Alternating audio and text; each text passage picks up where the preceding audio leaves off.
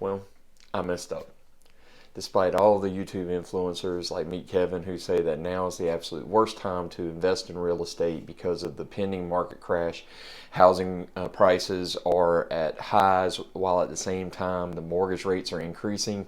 Despite all that, I decided to purchase an investment property. My name is Drew Page. Welcome to the Drew Page channel. In this video, I'm going to show you the property that I purchased, talk about what I did to acquire it, and whether I think that ultimately is going to be a good long-term investment. I welcome all the comments. If you disagree, please let me know in the comments. Please put in there if you agree, let me know. If you find this video helpful, please like the video and subscribe to the channel, and I appreciate each and every one of you. So rather than just sit here and talk about it, I'm going to show you pictures of the property that I purchased, and we'll kind of walk through the investment property that way. The first picture you see is an aerial view. It shows the two buildings with two townhomes in each building, and it covers about 3 acres. When you drive up, you see the pump house over there to the left, and if you look around the property, you'll see that there are actually subdivided lots already, which will allow me to build an additional 10 townhome units in addition to the 2 that we have. It already had a paved driveway. You can see the fence in the background. So it's a pretty big property. Here we see the first townhome that was purchased. You can see the front door there is really nice, good brick look. When you walk in, you see the dining room area, the carpeted floor, everything's white and clean. Got a fan in the living room there. All the walls are clean, carpet's clean. There's the upstairs portion of the unit.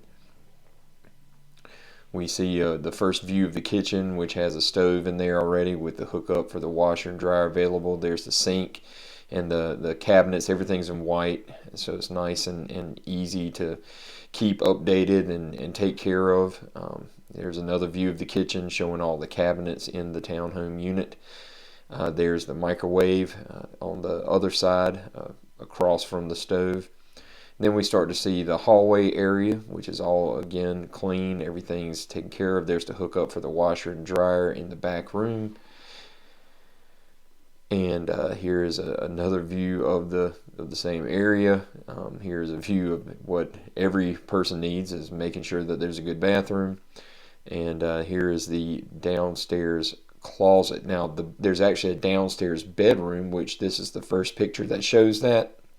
This is the closet for the downstairs bedroom, pretty good sized closet. And then here is the entrance to the Jack and Jill door bathrooms from the bedroom as well as from the hallway. And then there's the upstairs bedrooms as well. You can see the same size closet just about for the bedroom that's upstairs. There's also a full bath upstairs, which includes the sink here and the bathtub that you see here as well. So everything's well put together. And then the other part of the unit is basically the same. It's just a mirror image.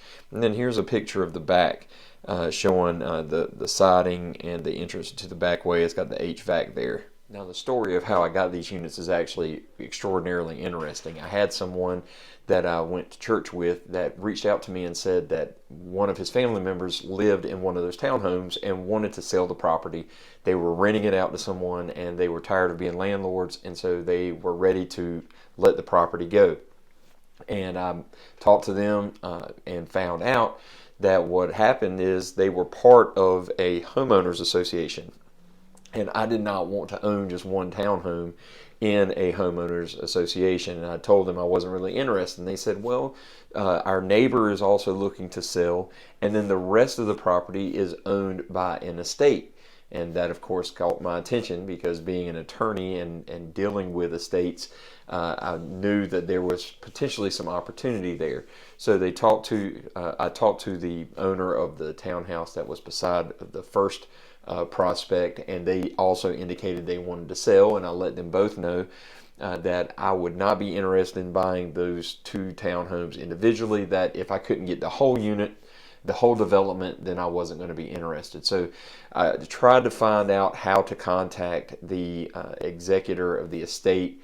The owners didn't really know how to get in touch with them, so I had to make some calls, do some investigating, and finally discovered who the executor of the estate was. Now, I initially contacted the executor of the estate, and they weren't particularly interested in selling the property. They had indicated they had gotten several lowball offers in the past, and they weren't interested in getting another one. So I simply asked, well, how much would it take? And they told me the initial number would be around 400 to 420. And so, being the eager beaver that I am and wanting to jump on all the real estate properties I can, I said that'll do just fine.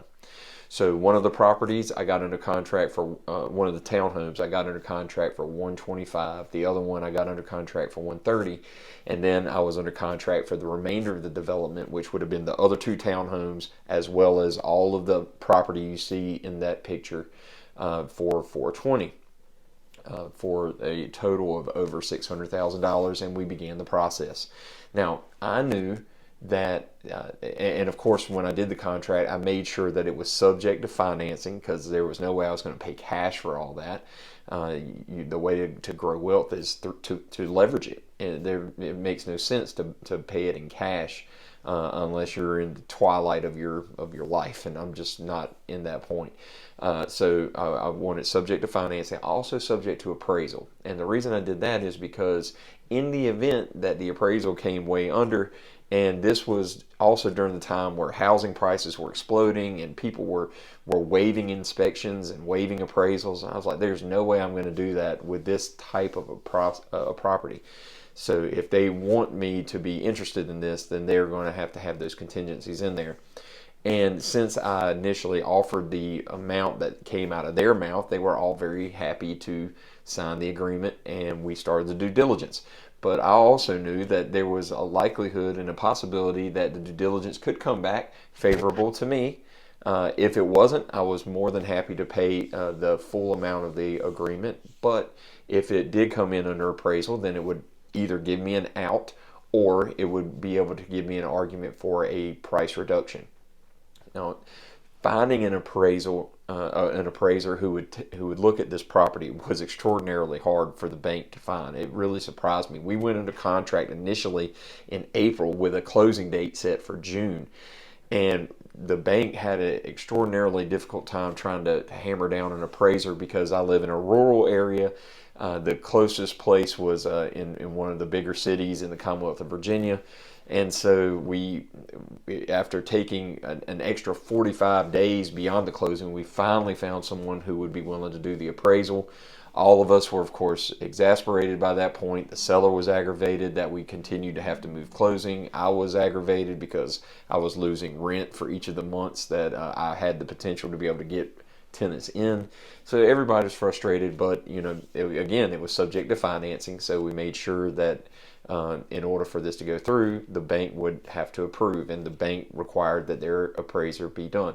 So the appraiser came in, took a look at everything, did an investigation, and the appraisal for the estate portion of the property came under by $120,000. So instead of the 420, which we contracted for, we found that the price would actually be 300. But what we ended up doing is the estate was not interested in going that far, so they said they would be willing to go down 100,000. So instead of 420, it was 320. So I ended up coming 15,000 out of pocket when it was all said and done, as far as above appraisal. And so it was fine, but I mean, I saved $100,000 by putting subject to appraisal in there. So all told, it's 320 for one property, 130 for another, and 125. So I got the entire development for $575,000. Now, I did not write a check for that. What I did was I had already sold one of my rental properties. Someone made me a crazy offer for $10,000 or $8,000. I can't remember exactly, but it was above my asking price when I listed it. It was just one that was causing me a lot of trouble. I'd had terrible luck with that particular house, and somebody wanted to pay me over my asking price, and I said absolutely, but I need it in a 1031 exchange, which is where you take the sale price of a property, you put it in a trust account, you identify a property, and you have to close within 6 months. I checked all those boxes, everything was fine. So $29,000 from that sale went toward the down payment of this. Then I also took out a home equity line of credit in the amount of $97,000 from my personal residence.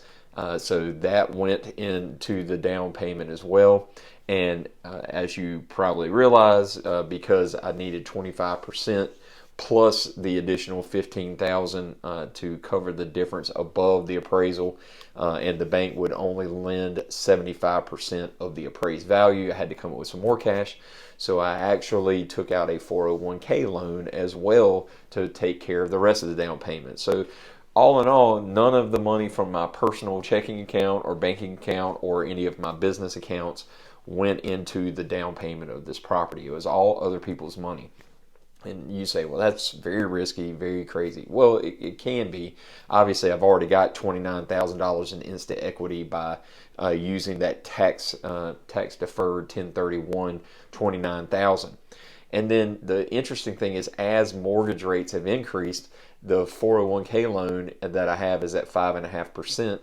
30-year mortgages are at 7%. So, I mean, I never would have thought that a 401k loan would actually be cheaper than a mortgage, but that's where we're heading. So, and the same with the home equity line of credit, looking at about a 5.5% on that as well.